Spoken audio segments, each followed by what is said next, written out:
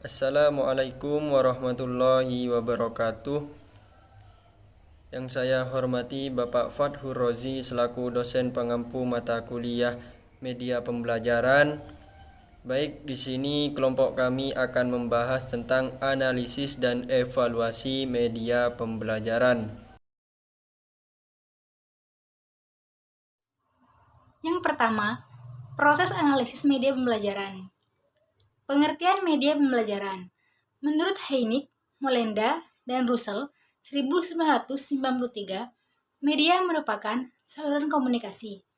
Media berasal dari bahasa Latin dan merupakan bentuk jamak dari kata medium yang secara harfiah berarti perantara, yaitu perantara sumber pesan atau a search dengan menerima pesan atau a receiver.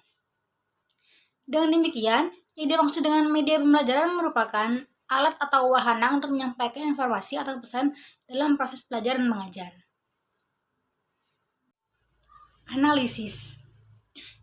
Proses belajar mengajar atau proses pembelajaran merupakan kegiatan pelaksanaan kurikulum yang telah dirancang sedemikian rupa sehingga dapat mencapai tujuan pendidikan yang telah ditetapkan. Tujuan pendidikan pada dasarnya mengantarkan para siswa menuju perubahan-perubahan tingkah laku yang baik, intelektual, moral, maupun sosial, agar dapat hidup mandiri sebagai individu dan makhluk sosial. Dalam mencapai tujuan, perlu ada keterpaduan yang sistematis antara komponen-komponen pembelajaran. Salah satunya adalah media pembelajaran, di mana hal tersebut menjadi sangat penting terkait dari mana dan bagaimana anak didik memperoleh pengetahuannya. Media sebagai alat bantu dalam proses pembelajar mengajar adalah sebagai suatu kenyataan yang tidak dapat dipungkiri karena memang seluruh guru yang menghendakinya untuk membantu tugas guru dalam menyampaikan pesan-pesan dari bahan pelajaran yang diberikan oleh guru kepada anak didik. Namun, pada kenyataannya, hingga saat ini banyak kita ketemui guru-guru yang menganggap remeh media dan hanya mengandalkan diri sendiri dan lembar kerja siswa atau LKS untuk memberikan materi pelajaran dengan alasan kepraktisan. Padahal, perlu kita ketahui seperti yang dijabarkan bahwa peran media itu sangat penting dalam membantu tercapainya tujuan pembelajaran. Dalam pemilihannya sebagai alat bantu belajar, media pembelajaran memiliki prinsip dan kriteria tertentu yang harus diperhatikan agar media tersebut dapat sesuai dan dapat menunjang pembelajaran. Materi selanjutnya yaitu pemilihan media pembelajaran. Ada beberapa prinsip-prinsip yang dapat dilakukan dalam pemilihan media pembelajaran agar sesuai serta dapat mendukung pembelajaran. Yang pertama yaitu tujuan pemilihan. Memilih media harus dengan maksud dan tujuan yang jelas. Yang kedua, karakteristik media pengajaran. Setiap media mempunyai karakteristik tertentu jadi pemahaman. Karakteristik media sangat diperlukan dalam penetapan penggunaan media. Yang ketiga, ada alternatif pilihan. Guru harus mampu menetapkan atau memutuskan media yang tepat dan sesuai dengan materi pelajaran. Selain itu, ada beberapa kriteria yang dapat diperhatikan oleh guru dalam merancang media. Yang pertama, sesuai dengan tujuan yang dicapai. Kedua, tepat mendukung isi pelajaran. Yang ketiga, praktis, luas, dan bertahan. 4. Guru terampil menggunakan. 5. Pengelompokan sasaran. Dan yang keenam, mutu teknis. Selain prinsip dan kriteria yang telah dijelaskan barusan, ada beberapa faktor lain yang harus dipertimbangkan dalam pemilihan media pembelajaran menurut Eli 1982. Yang pertama, karakteristik anak didik atau siswa. Karakteristik siswa di masing-masing kelas berbeda. Ada kelas yang siswanya pendiam dan ada yang aktif.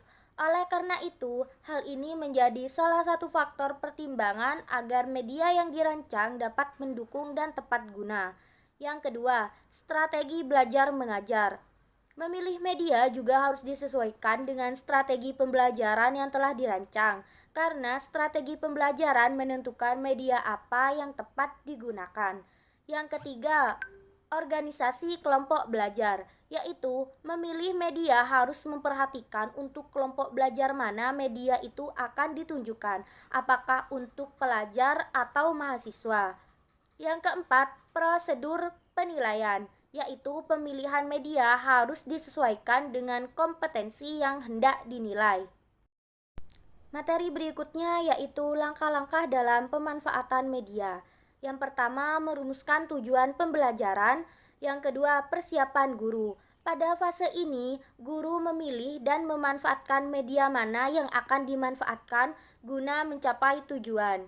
Yang ketiga, persiapan kelas. Siswa atau kelas harus mempunyai persiapan dalam menerima pelajaran dengan menggunakan media tertentu. Yang keempat, langkah penyajian dan pemanfaatan media. Pada fase ini, penyajian bahan pelajaran dengan memanfaatkan media pembelajaran. Yang kelima, langkah kegiatan belajar siswa. Pada fase ini, siswa belajar dengan memanfaatkan media pengajaran. Dan yang terakhir yaitu langkah evaluasi pengajaran. Pada langkah ini, kegiatan belajar dievaluasi sampai sejauh mana tujuan pembelajaran tercapai, yang sekaligus dapat dinilai sejauh pengaruh media sebagai alat bantu dapat menunjang keberhasilan proses belajar siswa. Selanjutnya yaitu proses evaluasi media pembelajaran. Evaluasi menurut Ahmad Sobri 2005 mengartikan evaluasi sebagai proses sistematis untuk menentukan nilai sesuatu, dalam kurung ketentuan, kegiatan, keputusan, unjuk kerja, proses, orang, objek, dan yang lainnya berdasarkan kriteria yang tertentu melalui penilaian. Dalam konteks evaluasi media pembelajaran, evaluasi adalah proses pencarian informasi secara sistematis, objektif, dan empiris untuk memberikan nilai atau ketentuan terhadap media pembelajaran.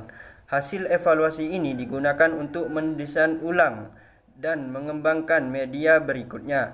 Ada 3 hal penting yang harus mencakup dalam proses evaluasi, yakni menetapkan suatu nilai atau judgement, kriteria, dan deskripsi program sebagai objek penilaian. Berikutnya yaitu tujuan evaluasi media pembelajaran. Yang pertama yaitu menentukan apakah media pembelajaran itu efektif. Yang kedua yaitu menentukan apakah media itu dapat diperbaiki atau ditingkatkan. Yang ketiga yaitu menetapkan apakah media itu efektif dilihat dari hasil belajar peserta didik. Yang keempat yaitu memilih media pembelajaran yang sesuai untuk dipergunakan dalam proses belajar di dalam kelas. Yang kelima yaitu menentukan apakah isi pelajaran sudah tepat disajikan dengan media itu. Yang keenam yaitu menilai kemampuan tenaga pendidik menggunakan media pembelajaran. Yang ketujuh yaitu mengetahui apakah media pembelajaran itu benar-benar memberi sumbangan terhadap hasil belajar yang dinyatakan. Yang terakhir, yang kedelapan yaitu mengetahui sikap peserta didik terhadap media pembelajaran. Secara ringkas, dapat dijelaskan bahwa evaluasi media pembelajaran dapat difokuskan pada 3 hal, yaitu yang pertama, ketetapan media yang dipilih tenaga pendidik. Yang kedua yaitu keterampilan tenaga pendidik dalam menggunakan media. Dan yang terakhir yaitu ketersampaian pesan pembelajaran melalui media yang dipilih. Perkenalkan, nama saya Nafia Tulia dengan NIM 2006111100172. Di sini saya akan menyampaikan materi yaitu berupa langkah-langkah evaluasi media pembelajaran. Evaluasi media pembelajaran dilakukan secara sistematis dan melalui tahap-tahap yang telah ditentukan. Evaluasi dapat dilakukan dengan langkah-langkah mengumpulkan data awal, dianalisis, dan disimpulkan hasil penilaiannya. Pada bagian ini akan dijelaskan langkah-langkah evaluasi media pembelajaran. Evaluasi media pembelajaran yang dimaksud adalah untuk mengetahui apakah media yang digunakan dalam proses belajar mengajar tersebut dapat mencapai tujuannya. Penilaian yang dapat digunakan dalam mengevaluasi media adalah evaluasi formatif dan evaluasi sumatif.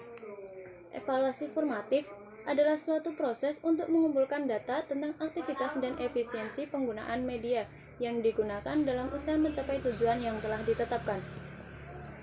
Data yang diperoleh akan digunakan untuk memperbaiki dan menyempurnakan media yang bersangkutan agar dapat digunakan lebih efektif dan efisien. Setelah diperbaiki dan disempurnakan, kemudian diteliti kembali apakah media tersebut layak digunakan atau tidak dalam situasi-situasi tertentu. Evaluasi semacam inilah yang disebut dengan evaluasi sumatif. Ada 3 tahapan dalam evaluasi formatif, yaitu A. Evaluasi 1 lawan 1 atau one to one. B. Evaluasi kelompok kecil, small group evaluation. Dan C. Evaluasi lapangan atau field evaluation.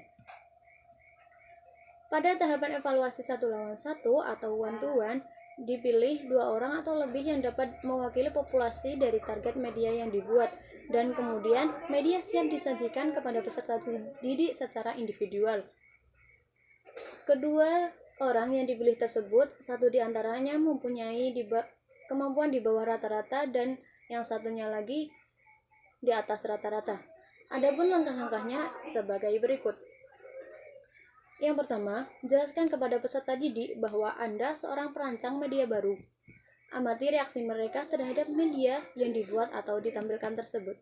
Yang kedua, katakanlah kepada peserta didik bahwa kalau terjadi kesalahan dalam penggunaan media tersebut bukanlah kekurangan peserta didik, melainkan kekurangan dari media tersebut dan perlu diperbaiki dan disempurnakan. Yang ketiga, usahakan agar peserta didik bersifat santai dan bebas dalam mengemukakan pendapat mereka mengenai media yang telah ditampilkan tersebut. Yang keempat, lakukanlah tes awal atau post-test untuk mengetahui sejauh mana kemampuan dan pengetahuan peserta didik terhadap penggunaan media tersebut. Yang kelima, catat lamanya waktu yang digunakan dalam penyajian media tersebut dan catat pula reaksi peserta didik terhadap penampilan media tersebut. Yang keenam, berikanlah tes untuk mengetahui keberhasilan penggunaan media tersebut. Dan yang terakhir adalah lakukanlah analisis terhadap informasi yang terkumpul. Selanjutnya, evaluasi kelompok kecil atau small group evaluation dilakukan kepada 10-20 orang peserta didik yang dapat mewakili populasi target. Peserta didik yang dipilih tersebut hendaknya dapat mewakili populasi. Usahakan peserta didik dipilih tersebut terdiri dari peserta didik yang kurang pandai, sedang, dan yang pandai. Terdiri dari peserta didik laki-laki dan peserta didik perempuan. Terdiri dari berbagai macam latar belakang, baik dari pendidikan sosial orang tua dan sebagainya. Untuk itu, ada beberapa prosedur yang harus ditempuh di antaranya.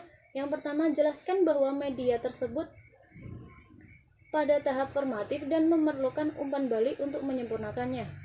Yang kedua, berikanlah tes awal atau post-test untuk mengukur kemampuan dan pengetahuan peserta didik tentang topik yang berkenaan dengan penggunaan media tersebut.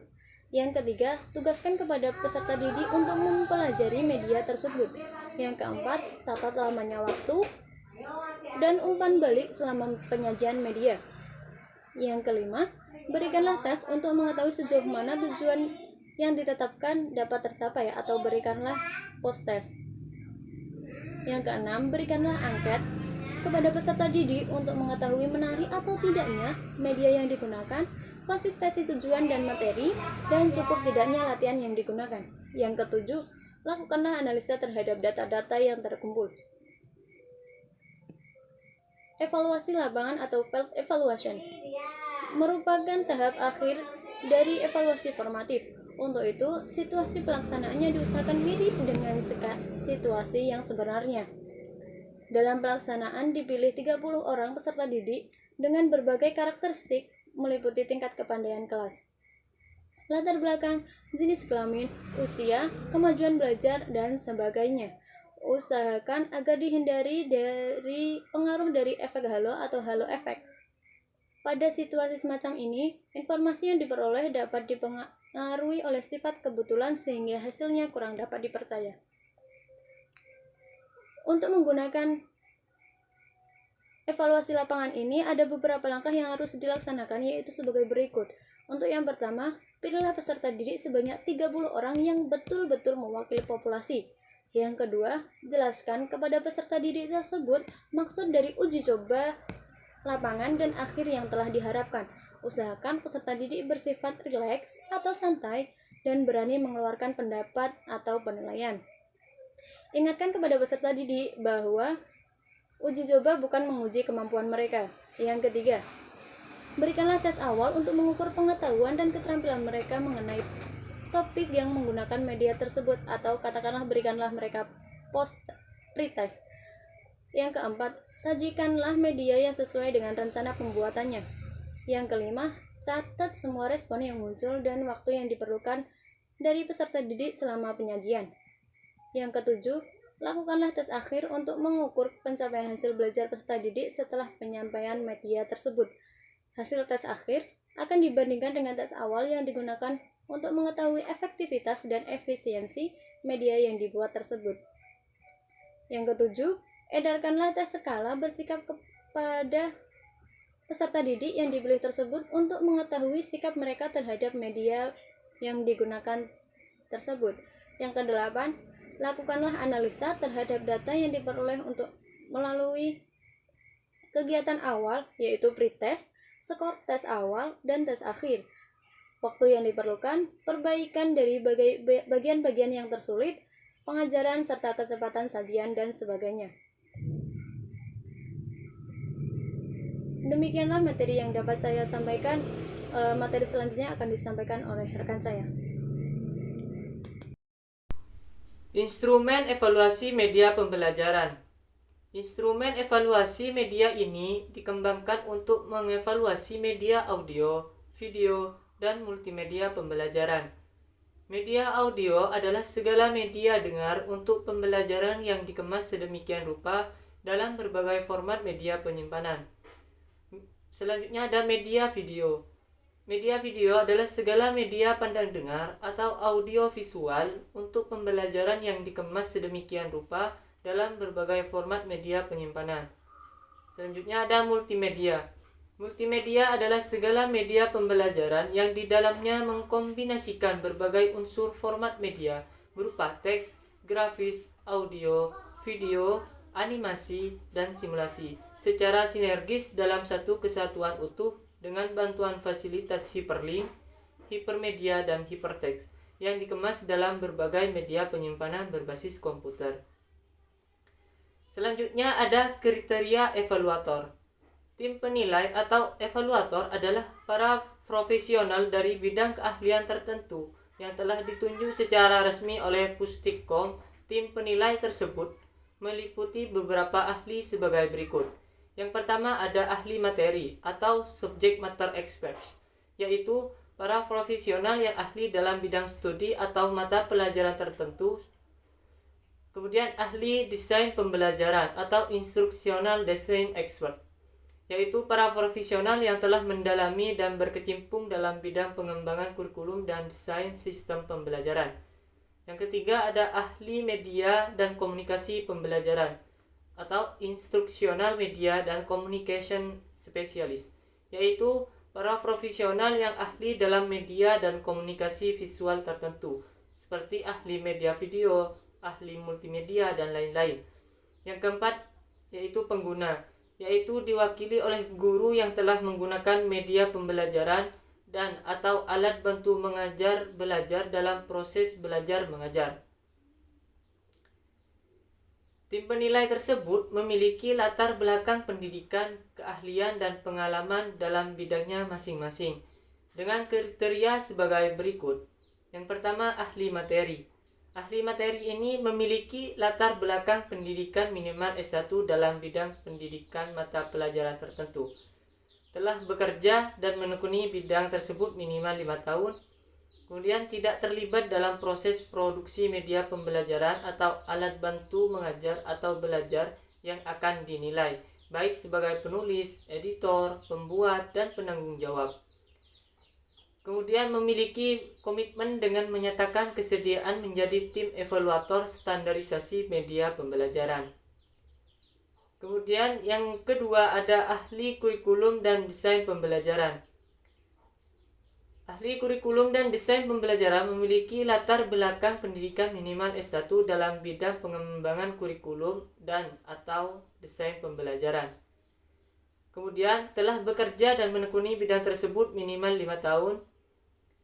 Kemudian tidak terlibat dalam proses produksi media pembelajaran atau alat bantu mengajar belajar yang akan dinilai baik sebagai penulis, editor, pembuat, dan penanggung jawab.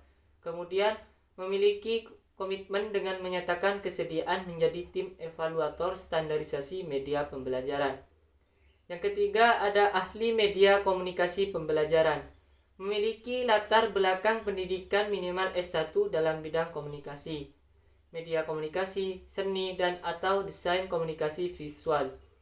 Selanjutnya ada telah bekerja dan menekuni bidang tersebut minimal 5 tahun.